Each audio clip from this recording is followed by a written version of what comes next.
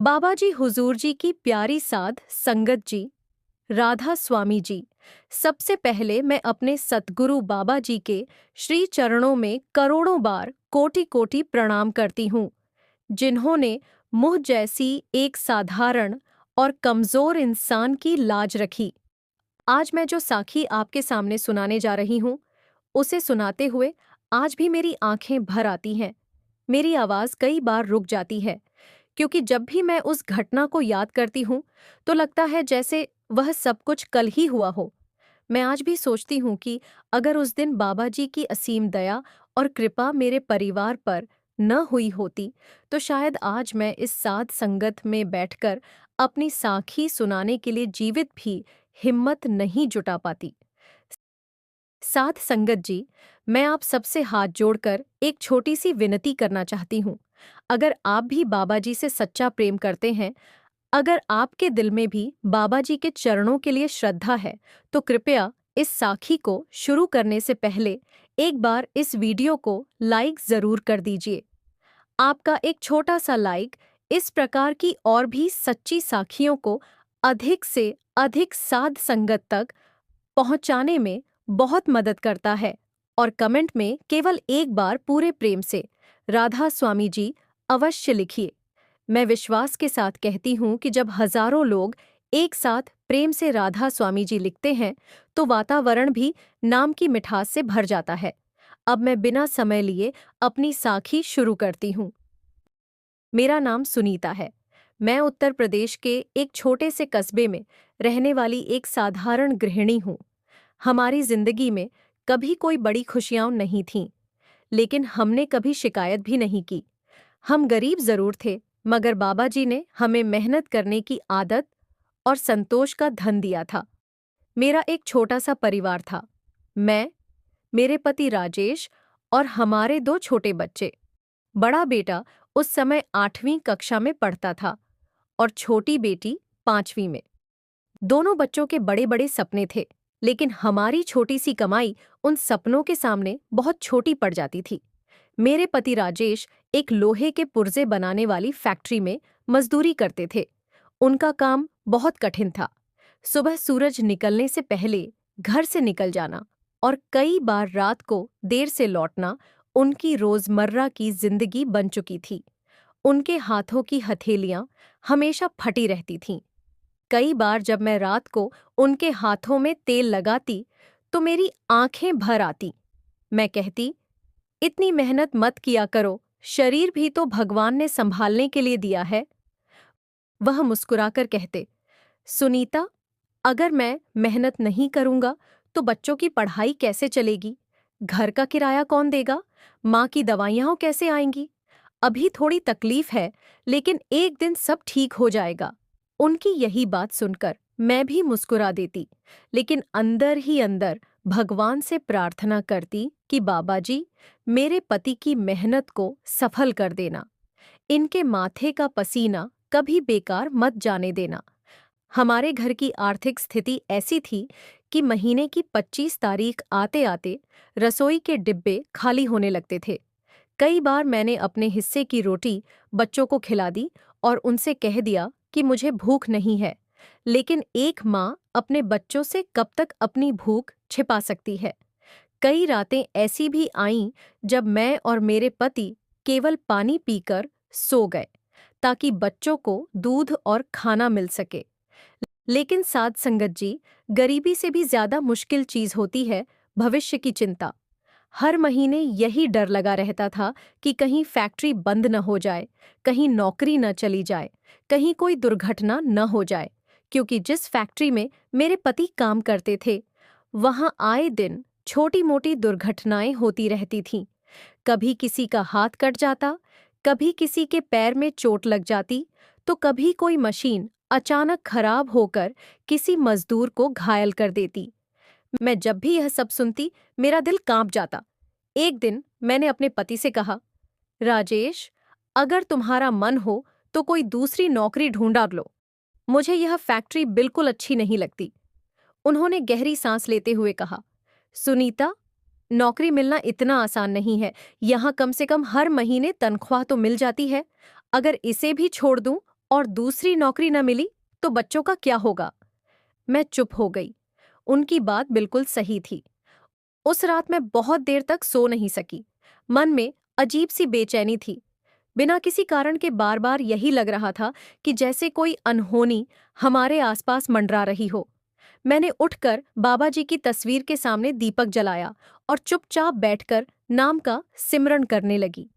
कुछ देर बाद मन थोड़ा शांत हुआ। सुबह जब राजेश काम पर जाने लगे तो न जाने क्यों मैंने उन्हें सामान्य दिनों की तरह जल्दी विदा नहीं किया। मैंने उनके माथे पर हाथ रखा और कहा, आज जाते समय बाबा जी का नाम लेकर जाना। उन्होंने हंसते हुए कहा, अरे, मैं रोज ही नाम लेकर जाता हूं। मैंने कहा, आज थोड़ा ज्यादा लेना। उन्होंने मुस्कुराकर मेरी तरफ देखा। शायद उन्हें भी मेरी बेचैनी महसूस हो रही थी। उन्होंने बाबा जी की तस्वीर के सामने हाथ जोड़े, बच्चों के सिर पर प्यार से हाथ फेरा और घर से निकल गए। मैं काफी देर तक दरवाजे पर खड़ी उन्हें जाता हुआ देखती रही। न जाने क्यों उस दिन उनका पीछे मुड़कर मुस्कुराना मेरे दिल में हमेशा के लिए बस गया। दिन धीरे धीरे बीतता गया। मैंने घर का काम किया, बच्चों को स्कूल भेजा, दोपहर का खाना बनाया, लेकिन मन किसी भी काम में नहीं लग रहा था। बार बार घड़ी की तरफ देखती और मन ही मन बाबा जी से यही प्रार्थना करती, मेरे परिवार की रक्षा करना। शाम को बच्चों के स्कूल से आने के बाद भी मेरा मन बेचैन था। मैंने सोचा कि शायद आज राजेश जल्दी आ जाएंगे, लेकिन तभी उनका फोन आया। उन्होंने कहा, सुनीता, आज मुझे रात की शिफ्ट भी करनी पड़ेगी। फैक्ट्री में एक बहुत बड़ी मशीन आई है। कल सुबह तक उसका काम पूरा करना है, इसीलिए आज मैं देर रात या शायद सुबह तक ही घर आ पाऊंगा। मेरे हाथ अचानक ठंडे पड़ गए। मैंने पूछा, नई मशीन? कैसी मशीन? उन्होंने कहा, बहुत बड़ी है, बाहर से इंजीनियर भी आए हुए हैं। आज सभी पुराने मजदूरों को रुकना पड़ेगा। मेरे मुंह से बस इतना निकला, अपना ध्यान रखना और हर समय बाबा जी का नाम लेते रहना। उन्होंने हंसते हुए कहा, तुम चिंता बहुत करती हो, कुछ नहीं होगा, बाबा जी साथ हैं। फोन कट गया, लेकिन न जाने क्यों उस दिन पहली बार मुझे उनके कुछ नहीं होगा वाले शब्द सुनकर भी सुकून नहीं मिला। रात धीरे धीरे गहराने लगी। आसमान में बादल छा गए, तेज हवा चलने लगी और मेरे मन की बेचैनी हर गुजरते मिनट के साथ बढ़ती चली गई। मुझे बिल्कुल भी अंदाजा नहीं था कि उसी रात, उसी फैक्ट्री के अंदर एक ऐसी घटना होने वाली थी जिसे देखने वाले आज तक भूल नहीं पाए और जिसमें इंसानी ताकत पूरी तरह हार गई थी। लेकिन बाबा जी की कृपा ने इतिहास लिख दिया। रात के लगभग 9:30 बज रहे थे। बाहर तेज हवा चल रही थी। कभी कभी बादलों की गड़गड़ाहट सुनाई देती तो मेरा दिल और भी घबरा जाता। बच्चे खाना खाकर सो चुके थे। पूरे घर में सन्नाटा था। केवल दीवार पर लगी घड़ी की टिक टिक सुनाई दे रही थी। मैं रसोई समेटने की कोशिश कर रही थी, लेकिन बार बार मेरा ध्यान दरवाजे की तरफ चला जाता। ऐसा लग रहा था जैसे अभी राजेश दरवाजा खोलकर अंदर आएंगे और मुस्कुराते हुए कहेंगे, देखा, बेकार ही चिंता कर रही थी। लेकिन उस रात ऐसा कुछ भी नहीं हुआ। मैंने बाबा जी की तस्वीर के सामने अगरबत्ती जलाई और धीरे धीरे नाम का सिमरन करने लगी। कुछ मिनटों के लिए मन शांत हुआ, लेकिन फिर न जाने क्यों मेरे सीने में घबराहट होने लगी। ऐसा पहले कभी नहीं हुआ था। कई बार राजेश नाइट शिफ्ट कर चुके थे, लेकिन उस रात जो बेचैनी थी वह बिल्कुल अलग थी। उधर फैक्ट्री में राजेश अपने साथ काम करने वाले मजदूरों के साथ नई मशीन के पास खड़े थे। वह मशीन बहुत बड़ी थी, कई टन वजन वाली लोहे की चादरों को काटने और दबाने का काम करती थी। बाहर से आए इंजीनियर मजदूरों को उसके बारे में समझा रहे थे। एक बुजुर्ग मजदूर, जिसका नाम श्यामलाल था, धीरे से राजेश के पास आया और बोला, राजेश, पता नहीं क्यों आज इस मशीन को देखकर मन घबरा रहा है। राजेश मुस्कुराए और बोले, डर मत काका, सब ठीक होगा। श्यामलाल ने कहा, बेटा, मैं 30 साल से इस फैक्ट्री में काम कर रहा हूँ। मशीनों की आवाज से भी समझ जाता हूँ कि कौन सी मशीन ठीक है और कौन सी नहीं। इस मशीन की आवाज मुझे ठीक नहीं लग रही। राजेश ने मशीन की तरफ देखा। सचमुच मशीन के चालू होने पर एक अजीब सी धातु की खड़खड़ाहट सुनाई दे रही थी। इंजीनियरों ने कहा कि नई मशीन होने की वजह से ऐसा हो रहा है और कुछ दिनों में सब सामान्य हो जाएगा। काम शुरू हो गया। हर मजदूर अपने अपने हिस्से का काम करने लगा। राजेश पूरी सावधानी से मशीन के पास खड़े थे। उनके हाथ में मोटे दस्ताने थे, सिर पर हेलमेट था और आंखों पर सुरक्षा चश्मा। लेकिन न जाने क्यों हर कुछ मिनट बाद वह मन ही मन बाबा जी का नाम ले रहे थे। उन्हें भी आज कुछ अलग महसूस हो रहा था। इधर घर पर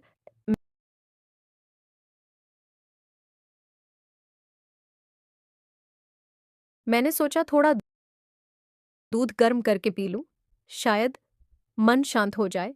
जैसे ही गैस पर दूध रखा, अचानक बिना किसी कारण के गैस की लौ एक पल के लिए बुझ गई। मैं घबरा गई। दोबारा जलाया तो सब ठीक हो गया। मैंने खुद को समझाया कि शायद हवा की वजह से ऐसा हुआ होगा। लेकिन तभी बाबा जी की तस्वीर के सामने रखा हुआ छोटा सा दीपक, जो कई घंटों से बिल्कुल सीधा जल रहा था, अचानक बहुत तेज चमकने लगा। उसकी लौ सामान्य से कई गुना ऊंची हो गई। मैं कुछ पल उसे देखती रह गई। मेरे शरीर में सिहरन दौड़ गई। मैंने तुरंत दोनों हाथ जोड़ दिए। बाबा जी, अगर कोई संकट आने वाला है तो पहले मुझे संभाल लीजिए। मेरे परिवार की रक्षा कीजिए। इतना कहकर मेरी आंखों से आंसू बहने लगे। उधर फैक्ट्री में रात के लगभग 10:30 बज चुके थे। नई मशीन लगातार चल रही थी। अचानक एक तेज धातु जैसी आवाज आई। ठाक। सभी मजदूरों ने एक दूसरे की तरफ देखा। इंजीनियर ने मशीन बंद करवाई। कुछ देर जांच की गई।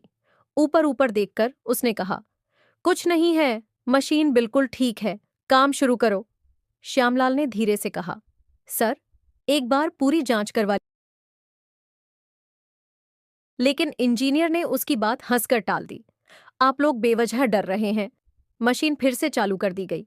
राजेश ने मन ही मन बाबा जी का नाम लिया। राधा स्वामी, राधा स्वामी, राधा स्वामी। उसी समय फैक्ट्री की छत पर बैठे कई कबूतर अचानक जोर जोर से फड़फड़ाते हुए उड़ गए। एक मजदूर बोला, ये अचानक क्या हुआ? दूसरे ने कहा, पता नहीं, शायद बाहर बिजली कड़की होगी। लेकिन बाहर उस समय कोई बिजली नहीं कड़की थी। रात अब और गहरी हो चुकी थी। करीब 11 बजे मैंने बच्चों को एक बार फिर से चादर ओढ़ाई और खुद भी बिस्तर पर बैठ गई। लेकिन नींद मेरी आंखों से कोसों दूर थी। मैं बार बार मोबाइल उठाकर समय देखती। 11:10, 11:15, 11:20। हर मिनट जैसे कई घंटे के बराबर लग रहा था। अचानक मेरे दाहिने हाथ में तेज कंपन होने लगा। बिना किसी कारण के मैंने हाथ को दबाया, पानी पिया, लेकिन बेचैनी कम नहीं हुई। मैंने फिर बाबा जी की तस्वीर की ओर देखा। ऐसा लगा जैसे तस्वीर की मुस्कान पहले से अधिक जीवंत दिखाई दे रही हो। मैं समझ नहीं पा रही थी कि यह मेरे मन का भ्रम था या कोई संकेत। मैं फूट फूट कर रोने लगी। बाबा जी, मुझे कुछ समझ नहीं आ रहा, लेकिन मेरा दिल बहुत घबरा रहा है। कृपा करके मेरे राजेश की रक्षा करना। उसी समय फैक्ट्री के कंट्रोल रूम में लगी एक लाल चेतावनी वाली लाइट अचानक टिमटिमाने लगी। एक ऑपरेटर ने घबराकर स्क्रीन की तरफ देखा। उसने तुरंत सुपरवाइजर को आवाज लगाई, सर, मशीन नंबर 7 का प्रेशर अचानक बढ़ रहा है। सुपरवाइजर दौड़कर आया। उसने स्क्रीन देखी। उसके चेहरे का रंग उड़ गया, क्योंकि स्क्रीन पर जो आंकड़े दिखाई दे रहे थे वह सामान्य नहीं थे और मशीन नंबर 7 के ठीक सामने मेरे पति राजेश खड़े थे। सुपरवाइजर ने घबराकर कंट्रोल पैनल पर इमरजेंसी बटन दबाया, लेकिन मशीन बंद नहीं हुई। उसने दोबारा कोशिश की, फिर तीसरी बार। हर बार बटन दबता, लाल लाइट जलती, लेकिन मशीन पहले से भी ज्यादा तेज आवाज करने लगती। पूरे हॉल में लोहे के टकराने जैसी भयानक आवाज गूंजने लगी। एक इंजीनियर चिल्लाया, सब लोग मशीन से दूर हट जाओ, जल्दी जल्दी। जो मजदूर पास थे वे भागकर दूर हो गए, लेकिन राजेश उस समय मशीन के उस हिस्से में खड़े थे जहां से बाहर निकलने का केवल एक ही रास्ता था, और वही रास्ता मशीन के विशाल लोहे के फ्रेम के बिल्कुल पास से होकर जाता था। उन्होंने निकलने की कोशिश की, लेकिन तभी मशीन के ऊपर लगा एक भारी लोहे का प्लेटफॉर्म जोर जोर से कांपने लगा। श्यामलाल दूर से चिल्लाया, राजेश, भाग बेटा, भाग। राजेश पूरी ताकत से दौड़े। तभी अचानक पूरी फैक्ट्री की बिजली एक पल के लिए चली गई। चारों तरफ अंधेरा छा गया। सिर्फ मशीन के अंदर से निकल रही चिंगारियां दिखाई दे रही थीं। कुछ ही सेकंड बाद बैकअप जनरेटर चालू हो गया। रोशनी वापस आई, लेकिन अब मशीन पहले से भी ज्यादा खतरनाक आवाज कर रही थी। इंजीनियरों के चेहरे पर डर साफ दिखाई दे रहा था। उनमें से एक ने धीरे से कहा, अगर अभी प्रेशर नहीं रुका तो पूरी यूनिट फट सकती है। यह सुनते ही सभी मजदूरों के होश उड़ गए। उधर मैं घर में बाबा जी की तस्वीर के सामने बैठी लगातार नाम का सिमरन कर रही थी। मेरे आंसू रुक ही नहीं रहे थे। मैं बार बार यही कह रही थी, बाबा जी, मुझे कुछ नहीं चाहिए, बस मेरे बच्चों के सिर से उनके पिता का साया मत हटाना। इतने में अचानक पूरे घर की बिजली चली गई। पूरा घर अंधेरे में डूब गया। लेकिन एक अजीब बात हुई। बाबा जी की तस्वीर के सामने रखा छोटा सा दीपक बिल्कुल भी नहीं बुझा, बल्कि उसकी लौ पहले से भी अधिक उजली हो गई। मैं उसे देखती रह गई। मेरे पूरे शरीर में जैसे एक अलग सी ऊर्जा दौड़ गई। मुझे ऐसा लगा जैसे किसी ने बहुत धीरे से मेरे कंधे पर हाथ रखा हो। मैंने तुरंत पीछे मुड़कर देखा, लेकिन वहां कोई नहीं था। घर में केवल मैं थी और बाबा जी की तस्वीर। मैंने कांपते हुए दोनों हाथ जोड़ लिए। बाबा जी, क्या आप सचमुच मेरे पास हैं? मेरे मुंह से बस इतना ही निकला। उधर फैक्ट्री में मशीन का प्रेशर लगातार बढ़ रहा था। सायरन बजने लगे। सभी लोग बाहर निकलने लगे, लेकिन राजेश अब भी अंदर फंसे हुए थे। उनके सामने भारी लोहे की चादरें रखी थीं। पीछे मशीन थी और ऊपर से कांपता हुआ विशाल लोहे का फ्रेम। उन्होंने पूरी ताकत लगाकर रास्ता बनाने की कोशिश की। तभी एक बहुत तेज धमाका हुआ। धड़ाम, इतना जोरदार कि पूरी फैक्ट्री की जमीन तक हिल गई।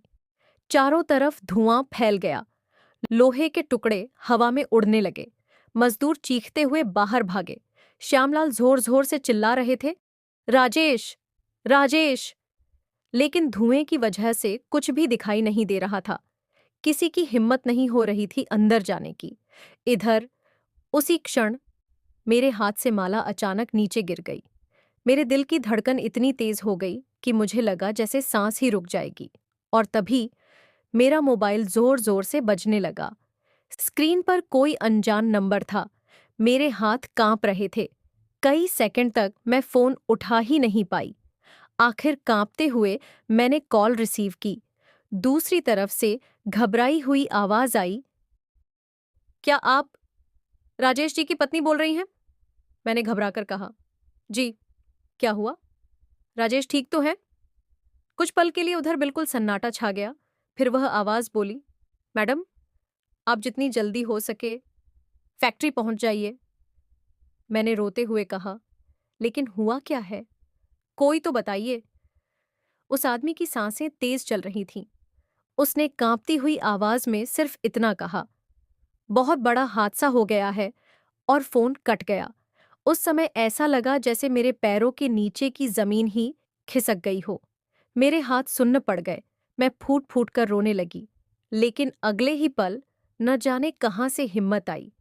मैंने बाबा जी की तस्वीर के सामने माथा टेका और कहा, बाबा जी, अगर आज आपने मेरा हाथ छोड़ दिया तो मेरा पूरा संसार उजड़ जाएगा। मुझे आप पर पूरा भरोसा है।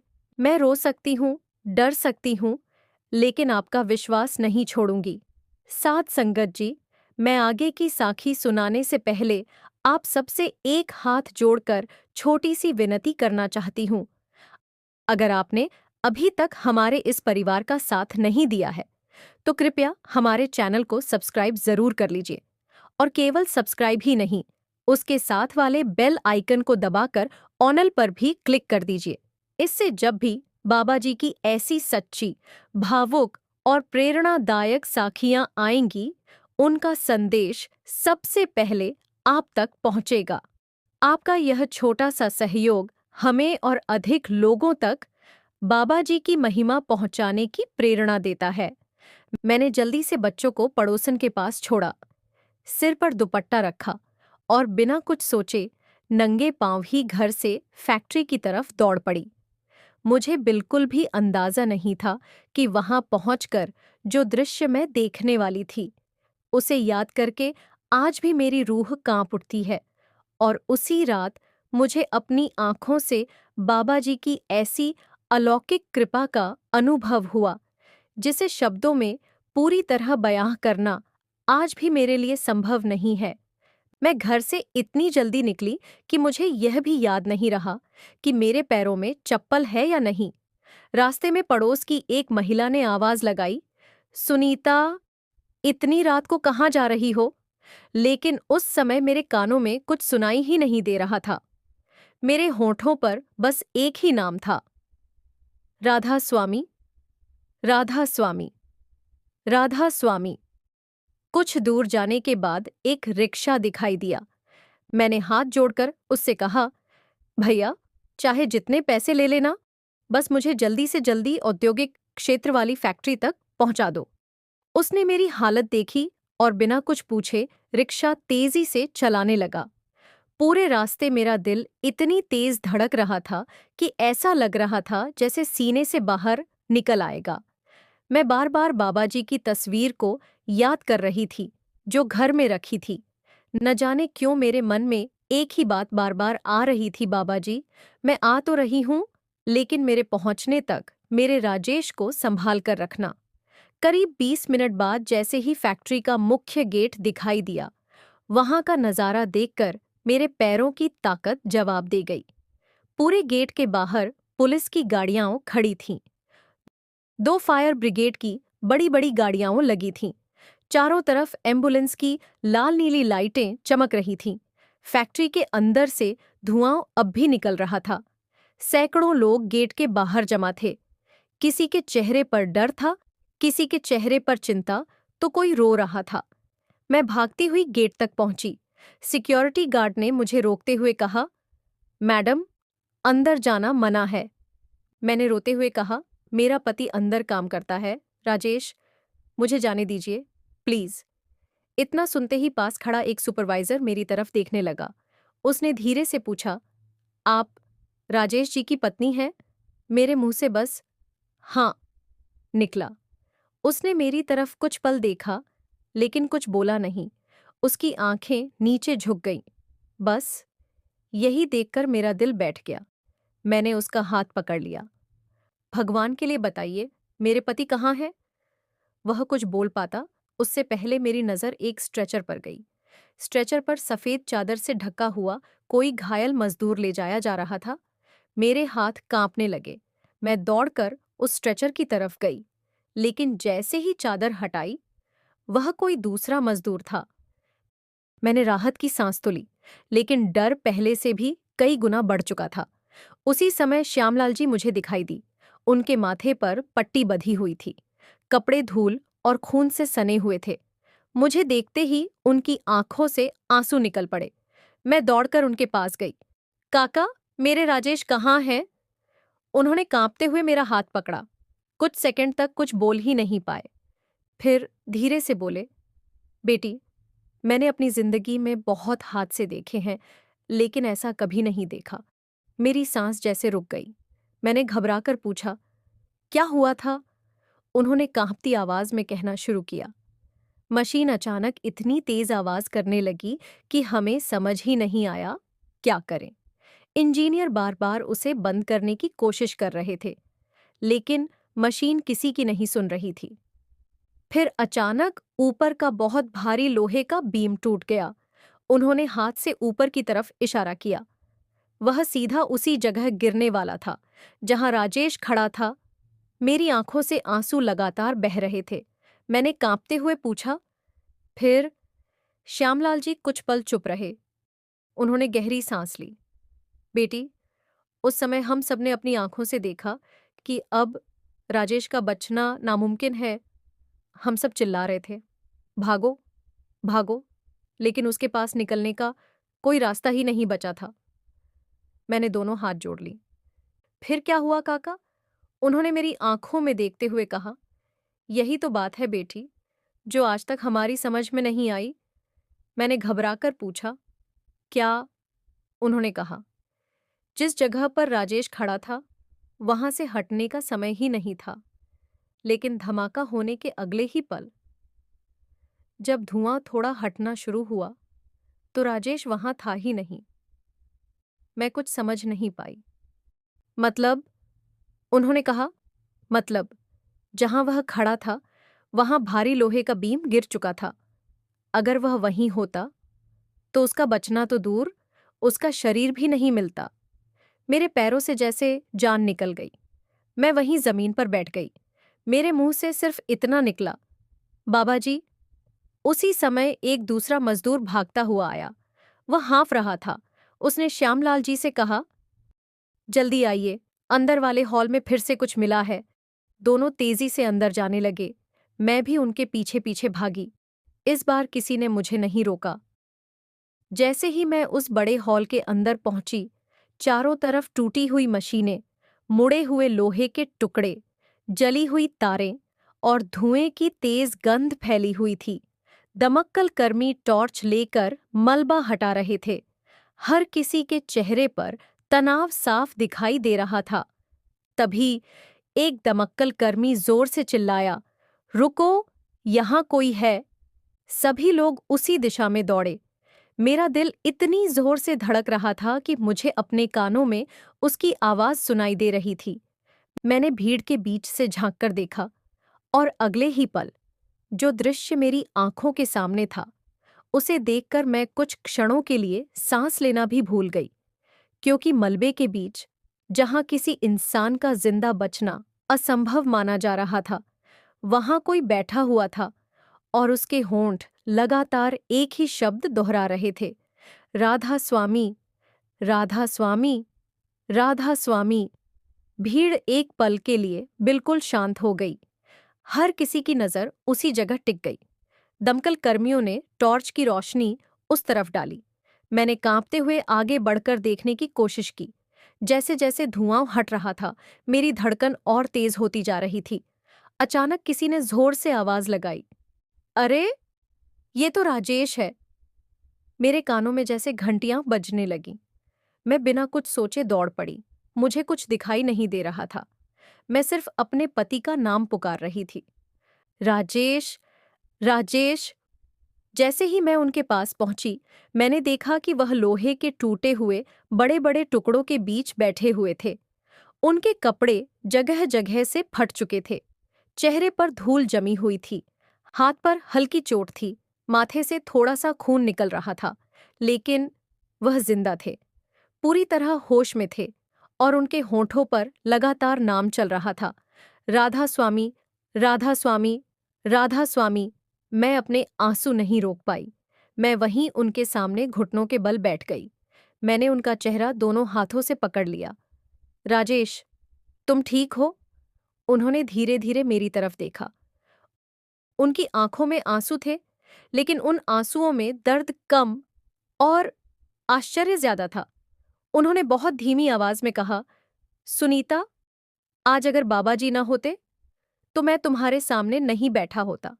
इतना कहते ही उनकी आंखों से भी आंसू बहने लगे। आसपास खड़े मजदूरों की आंखें भी नम हो चुकी थीं। दमक्कल कर्मियों ने उन्हें धीरे धीरे बाहर निकाला। डॉक्टर उनकी प्राथमिक जांच करने लगे। डॉक्टर बार बार उनके शरीर को देख रहे थे। एक डॉक्टर ने दूसरे से कहा, इतने बड़े हादसे में इनको सिर्फ मामूली चोटें कैसे आईं? दूसरा डॉक्टर भी हैरान था। उसने कहा, जिस जगह ये मिले हैं उस जगह तो लोहे का 5 टन वजन वाला बीम गिरा था। कोई इंसान वहां बच ही नहीं सकता। इतने में फैक्ट्री का मुख्य इंजीनियर भी वहां आ गया। उसके चेहरे पर डर साफ दिखाई दे रहा था। वह बार बार हादसे वाली जगह को देख रहा था। फिर राजेश के पास आकर बोला, मुझे एक बात बताइए, धमाका होने के बाद आप उस जगह से बाहर कैसे निकले? राजेश कुछ पल चुप रहे। उन्होंने आंखें बंद कर लीं। ऐसा लगा जैसे वह उस पूरी घटना को फिर से याद कर रहे हों। कुछ सेकंड बाद उन्होंने धीरे धीरे बोलना शुरू किया। जब मशीन जोर जोर से कांपने लगी, तब मुझे समझ आ गया था कि अब शायद मैं नहीं बचूंगा। मैंने बाहर निकलने की कोशिश की, लेकिन रास्ता बंद हो चुका था। चारों तरफ सिर्फ लोहे के बड़े बड़े हिस्से थे। मुझे लगा, बस अब यही मेरी आखिरी सांस होगी। इतना कहते कहते उनकी आवाज भर्रा गई। उन्होंने मेरी तरफ देखा। मैं रो रही थी। उन्होंने मेरा हाथ अपने हाथ में ले लिया। फिर बोले, उस समय मैंने अपनी आंखें बंद कर लीं और पूरे मन से सिर्फ एक बात कही, बाबा जी, अगर मेरी सांसें अभी बाकी हैं तो मुझे अपने चरणों में संभाल लीजिए, और अगर मेरा समय पूरा हो गया है तो मेरे बच्चों का ध्यान रखना। इतना कहते ही वहां खड़े कई मजदूरों की आंखों से आंसू निकल पड़े। राजेश कुछ पल चुप रहे। फिर उन्होंने ऐसी बात कही जिसे सुनकर वहां मौजूद हर इंसान सन्न रह गया। उन्होंने कहा, जैसे ही मैंने बाबा जी का नाम लिया, मुझे अपने पीछे किसी की मौजूदगी का एहसास हुआ। बहुत शांत, बहुत सुकून देने वाली। मैंने पीछे मुड़कर देखने की कोशिश की, लेकिन उससे पहले किसी ने मेरे दाहिने कंधे पर बहुत प्यार से हाथ रखा। मैंने घबराकर पूछा, कौन? राजेश ने मेरी तरफ देखा। उनकी आंखों से आंसू बह रहे थे। उन्होंने धीरे से कहा, मैं चेहरा साफ नहीं देख पाया, लेकिन सफेद रंग के बहुत ही उजले वस्त्र दिखाई दे रहे थे। और उसी क्षण मुझे ऐसा लगा जैसे किसी ने मुझे जोर से पीछे की तरफ खींच लिया। उन्होंने अपने दोनों हाथ फैलाकर दिखाया, इतनी तेज ताकत से कि मैं कई फीट दूर जाकर गिरा, और अगले ही पल इतना बड़ा धमाका हुआ कि पूरा हॉल हिल गया। अगर वह अदृश्य हाथ मुझे एक सेकंड भी देर से खींचता, तो आज मेरा शरीर भी पहचान में नहीं आता। यह सुनते ही पूरे हॉल में सन्नाटा छा गया। कोई कुछ नहीं बोल रहा था, सिर्फ सबकी आंखें नम थीं। लेकिन तभी भीड़ में खड़ा एक जवान मजदूर आगे आया। उसका नाम इरफान था। उसने कांपती हुई आवाज में कहा, राजेश भाई। मैंने भी कुछ देखा था। सबकी नजर उसकी तरफ चली गई। उसने कहा, धमाका होने से ठीक पहले मुझे लगा जैसे आपके पीछे सफेद रोशनी का एक तेज घेरा खड़ा हो। मैंने सोचा शायद मशीन की चिंगारियां होंगी, लेकिन अब आपकी बात सुनकर मुझे लग रहा है मैंने जो देखा था वह कोई साधारण रोशनी नहीं थी। ये सुनकर पूरे हॉल में खड़े लोग एक दूसरे का चेहरा देखने लगे। किसी के पास उस घटना का कोई जवाब नहीं था, लेकिन असली चमत्कार अभी बाकी था, क्योंकि अगले दिन जब फैक्ट्री के सीसीटीवी कैमरों की रिकॉर्डिंग देखी गई, तो उसमें जो दिखाई दिया, उसे देखकर फैक्ट्री के मालिक से लेकर पुलिस अधिकारियों तक के होश उड़ गए। और उसी रिकॉर्डिंग ने यह साबित कर दिया कि उस रात वहां कुछ ऐसा हुआ था जिसे विज्ञान भी समझाने में असमर्थ था। अगली सुबह जब सूरज निकला, तब तक पूरी फैक्ट्री में उसी हादसे की चर्चा हो रही थी। रात भर किसी की आंखों में नींद नहीं आई थी। जिसने भी उस विस्फोट को देखा था, उसके चेहरे पर अभी भी डर साफ दिखाई दे रहा था। राजेश को अस्पताल में भर्ती कर दिया गया था। डॉक्टर बार बार उनकी जांच कर रहे थे। एक्सरे हुए, स्कैन हुए, खून की जांच हुई, लेकिन हर रिपोर्ट देखकर डॉक्टर एक दूसरे का चेहरा देखने लगते। एक वरिष्ठ डॉक्टर ने कहा, यह हमारी समझ से बाहर है। इतना बड़ा विस्फोट, 5 टन का बीम, चारों तरफ उड़ते लोहे के टुकड़े, और मरीज को सिर्फ मामूली चोटें, ये सामान्य नहीं है। मैंने मन ही मन बाबा जी को प्रणाम किया। उसी समय फैक्ट्री के मालिक भी अस्पताल पहुंचे। उनका चेहरा उतरा हुआ था। उन्होंने राजेश का हाथ पकड़कर कहा, बेटा, तुम हमारे लिए किसी चमत्कार से कम नहीं हो। हमें लगा था कि हम तुम्हें कभी जिंदा नहीं देख पाएंगे। राजेश ने धीरे से कहा, मालिक जी, मुझे नहीं बचाया गया, मुझे बचाया गया है। मालिक ने पूछा, क्या मतलब?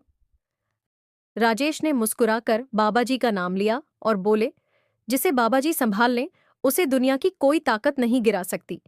मालिक कुछ नहीं बोले, बस उनकी आंखें भर आईं। उधर फैक्ट्री में दुर्घटना की जांच शुरू हो चुकी थी। पुलिस, सुरक्षा अधिकारी और तकनीकी टीम हर कोने की जांच कर रहे थे। उसी दौरान किसी कर्मचारी ने कहा, सर, हादसे के समय वाले सीसीटीवी कैमरे की रिकॉर्डिंग भी देख लेते हैं। शायद उससे पता चल जाए कि आखिर हुआ क्या था। सब लोग कंट्रोल रूम में पहुंच गए। बड़ा सा मॉनिटर चालू किया गया। रिकॉर्डिंग पीछे करके ठीक हादसे से कुछ मिनट पहले का समय चलाया गया। स्क्रीन पर सब कुछ सामान्य दिखाई दे रहा था। राजेश मशीन के पास अपना काम कर रहे थे। बाकी मजदूर भी अपने अपने स्थान पर थे। फिर अचानक मशीन जोर जोर से कांपने लगी। सभी लोग स्क्रीन पर टकटकी लगाए देख रहे थे। अचानक स्क्रीन पर कुछ सेकंड के लिए एक बहुत तेज सफेद चमक दिखाई दी। इतनी तेज कि पूरा वीडियो सफेद हो गया। तकनीकी अधिकारी ने तुरंत वीडियो रोक दिया। उसने कहा, यह क्या था? दूसरे अधिकारी ने कहा, शायद कैमरे में कोई तकनीकी खराबी आ गई होगी। वीडियो फिर चलाया गया, लेकिन वही घटना दोबारा दिखाई दी। धमाके से ठीक पहले एक पल के लिए बहुत तेज सफेद प्रकाश, और अगले ही फ्रेम में राजेश वहां नहीं थे जहां कुछ सेकंड पहले खड़े थे, बल्कि वह कई फीट दूर पड़े दिखाई दे रहे थे। कमरे में बैठे सभी लोग हैरान रह गए। एक पुलिस अधिकारी ने कहा, वीडियो को स्लो मोशन में चलाइए। रिकॉर्डिंग को बहुत धीमी गति से चलाया गया। सभी लोग सांस रोककर देखने लगे, लेकिन जितना वीडियो धीमा किया जाता, उतनी ही रहस्यमयी बात सामने आती।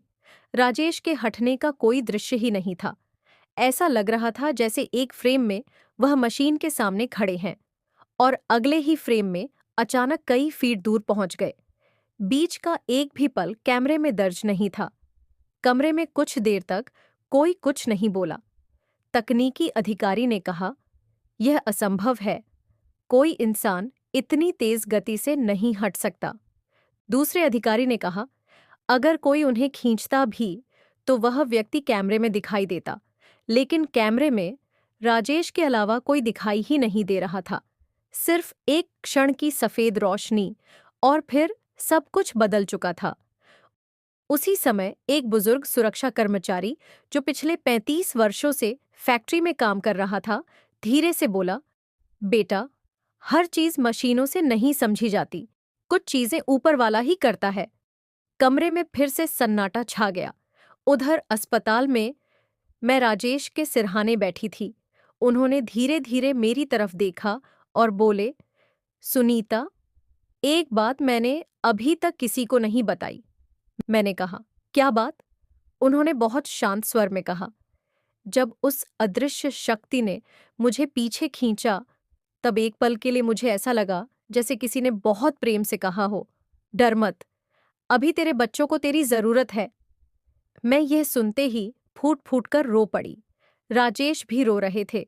हम दोनों की आंखों से लगातार आंसू बह रहे थे, लेकिन उन आंसुओं में भय नहीं था, वह कृतज्ञता के आंसू थे।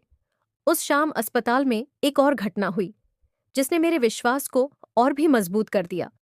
हमारे वार्ड में एक नर्स ड्यूटी पर आई। वह दवा देते देते अचानक बाबा जी की तस्वीर वाले छोटे से लॉकेट को देखने लगी, जो राजेश के तकिए के पास रखा था। उसने मुस्कुराकर पूछा, क्या आप लोग बाबा जी के सत्संगी हैं? मैंने कहा, जी बहन जी। नर्स की आंखें भर आईं। उसने धीरे से कहा, आज सुबह जब मैं आपकी फाइल पढ़ रही थी, तो डॉक्टर कह रहे थे कि इनका बचना मेडिकल साइंस की समझ से बाहर है। फिर उसने हाथ जोड़कर कहा, आज पहली बार मुझे भी महसूस हुआ कि सचमुच ऊपर किसी की कृपा होती है। उसकी यह बात सुनकर मेरे रोंगटे खड़े हो गए। लेकिन साध संगत जी, हमें तब भी यह नहीं पता था कि बाबा जी की कृपा यहीं समाप्त नहीं हुई थी। अभी एक और ऐसी घटना होने वाली थी जो सिर्फ हमारे परिवार का नहीं, बल्कि पूरी फैक्ट्री के सैकड़ों मजदूरों का जीवन बदलने वाली थी। अस्पताल में राजेश को 3 दिन तक डॉक्टरों की निगरानी में रखा गया। हर दिन उनकी नई नई जांच होती, लेकिन हर रिपोर्ट एक ही बात कहती थी कि शरीर पूरी तरह सुरक्षित है। डॉक्टर खुद कहते थे, इतने बड़े हादसे के बाद किसी इंसान का इस तरह सामान्य रहना हमारी समझ से बाहर है। तीसरे दिन डॉक्टर ने छुट्टी दे दी। जब हम अस्पताल से बाहर निकले तो मेरे हाथ अपने आप जुड़ गए। मैंने आसमान की तरफ देखा और मेरी आंखों से आंसू बहने लगे। मैं मन ही मन कह रही थी, बाबा जी, आपने मेरे बच्चों के सिर से उनके पिता का साया नहीं उठने दिया। मैं जीवन भर आपका यह उपकार नहीं भूल सकती। घर पहुंचते ही सबसे पहले हमने बाबा जी की तस्वीर के सामने माथा टेका। हमारे दोनों बच्चे दौड़कर अपने पिता से लिपट गए। बेटी इतनी जोर से रो रही थी कि उसके मुंह से शब्द ही नहीं निकल रहे थे। वह सिर्फ इतना कह रही थी, पापा, अब आप हमें छोड़कर कहीं मत जाना। राजेश ने उसे सीने से लगा लिया। उनकी आंखें भी भर आईं। उन्होंने कहा, बेटा, मैं नहीं बचा हूं, मुझे बचाया गया है। उस दिन पूरे घर में किसी ने खाना खाने से पहले एक ही काम किया। हम सबने मिलकर बाबा जी का धन्यवाद किया। उस रात बहुत दिनों बाद पहली बार मुझे गहरी नींद आई, लेकिन असली बदलाव तो उसके बाद शुरू हुआ। करीब 1 सप्ताह बाद फैक्ट्री के मालिक ने सभी मजदूरों की एक विशेष बैठक बुलाई। मैं भी राजेश के साथ वहां गई। पूरा हॉल मजदूरों से भरा हुआ था। हर कोई उसी हादसे की बातें कर रहा था। फैक्ट्री के मालिक मंच पर आए। उनकी आवाज पहले से बिल्कुल अलग थी। उन्होंने कहा, मैंने अपनी जिंदगी में बहुत दुर्घटनाएं देखी हैं, लेकिन ऐसा पहली बार देखा है कि जहां किसी इंसान का बचना संभव ही नहीं था, वहां वह अपने पैरों पर चलकर बाहर आया। उन्होंने सबके सामने स्वीकार किया कि सुरक्षा में कई कमियां थीं। उन्होंने उसी दिन घोषणा की कि पूरी फैक्ट्री में नई सुरक्षा व्यवस्था लागू की जाएगी। हर पुरानी मशीन की दोबारा जांच होगी। जहां खतरा होगा, वहां काम तब तक बंद रहेगा जब तक पूरी सुरक्षा सुनिश्चित न हो जाए। सभी मजदूर तालियां बजाने लगे, लेकिन मालिक ने हाथ उठाकर सबको शांत किया। फिर उन्होंने कहा, आज मैं एक और बात कहना चाहता हूं।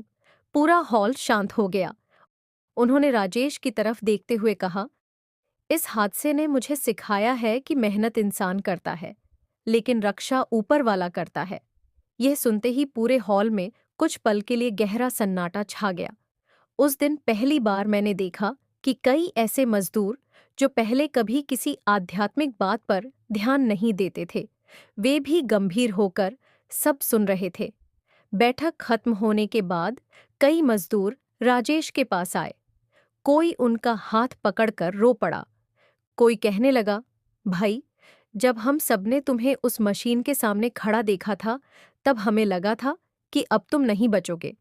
एक जवान लड़का बोला, उस दिन के बाद मैंने पहली बार अपने माता पिता के साथ बैठकर प्रार्थना की। दूसरा बोला, अब मैं हर सुबह घर से निकलने से पहले भगवान का नाम लेकर निकलता हूँ। श्यामलाल जी तो राजेश को गले लगाकर रो पड़े।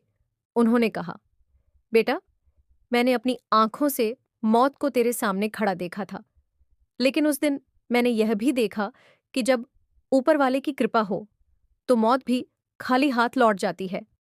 उनकी यह बात सुनकर वहां खड़े कई लोगों की आंखें नम हो गईं। समय धीरे धीरे बीतने लगा। राजेश फिर से काम पर जाने लगे, लेकिन अब उनके भीतर पहले वाला डर नहीं था।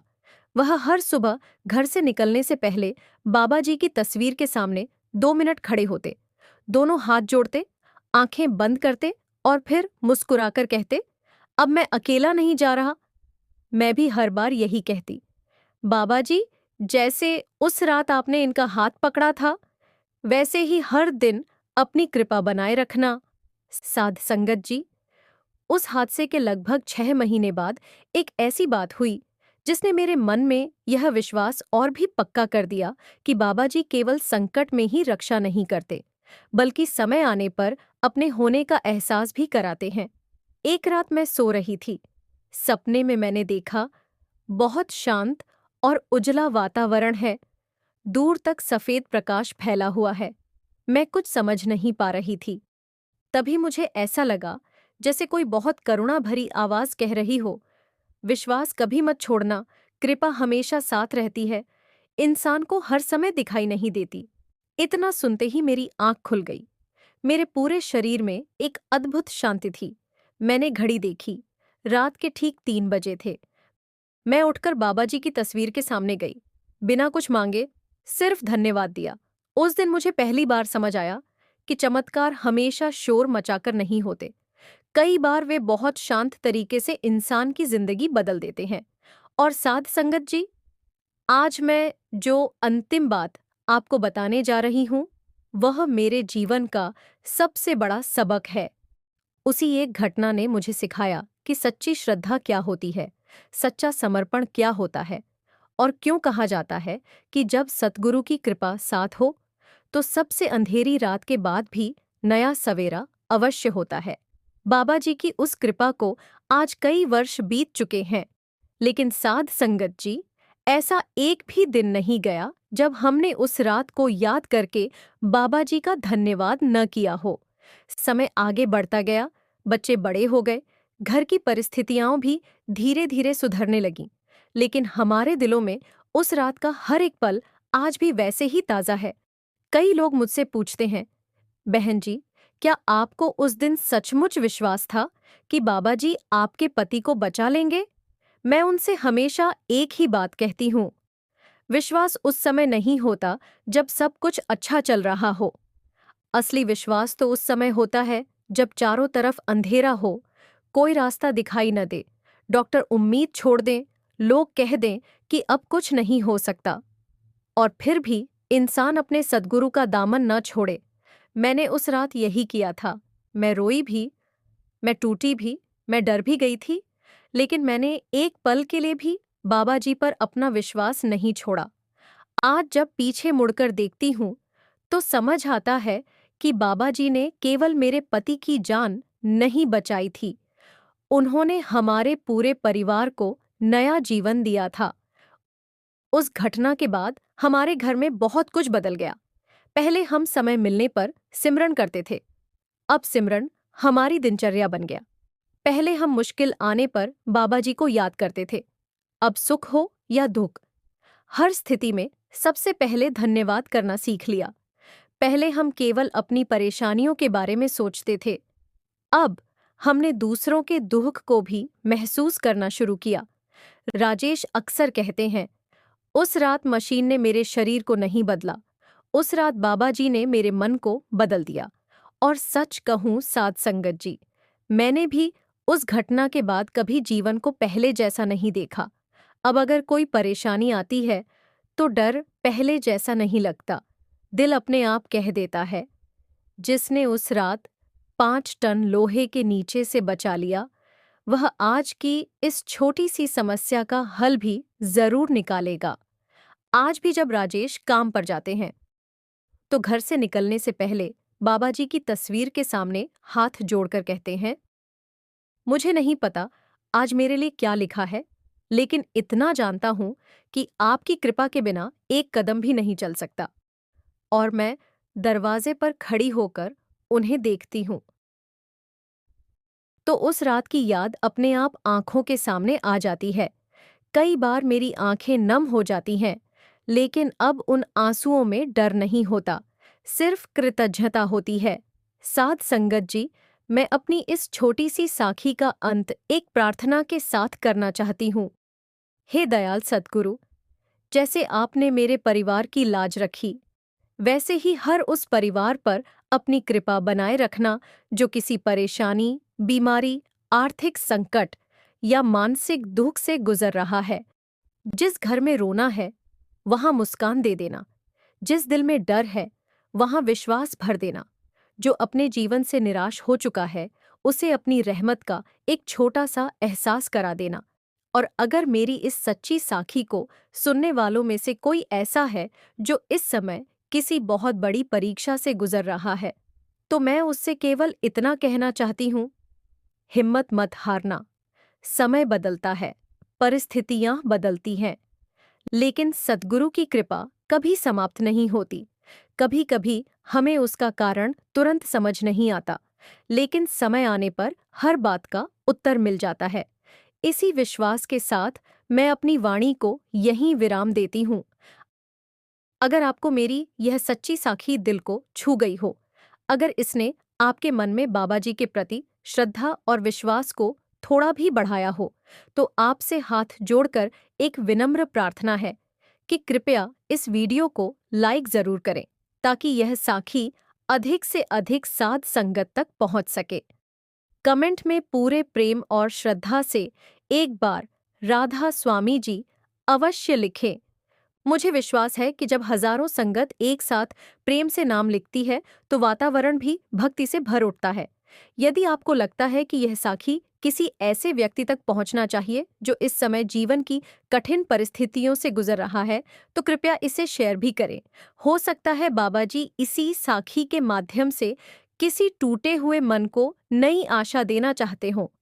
और यदि आपने अभी तक हमारे चैनल को सब्सक्राइब नहीं किया है, तो कृपया अभी सब्सक्राइब कर लीजिए। साथ ही बेल आइकन को दबाकर ऑनल पर भी अवश्य क्लिक करें, ताकि बाबा जी की ऐसी ही सच्ची, भावुक और प्रेरणादायक साखियां सबसे पहले आप तक पहुंचती रहें। आप सभी प्यारी साध संगत का मैं दिल से धन्यवाद करती हूँ कि आपने धैर्य और प्रेम से मेरी साखी सुनी। सभी पर बाबा जी अपनी असीम दया, रहमत और मेहर बनाए रखें। राधा स्वामी जी।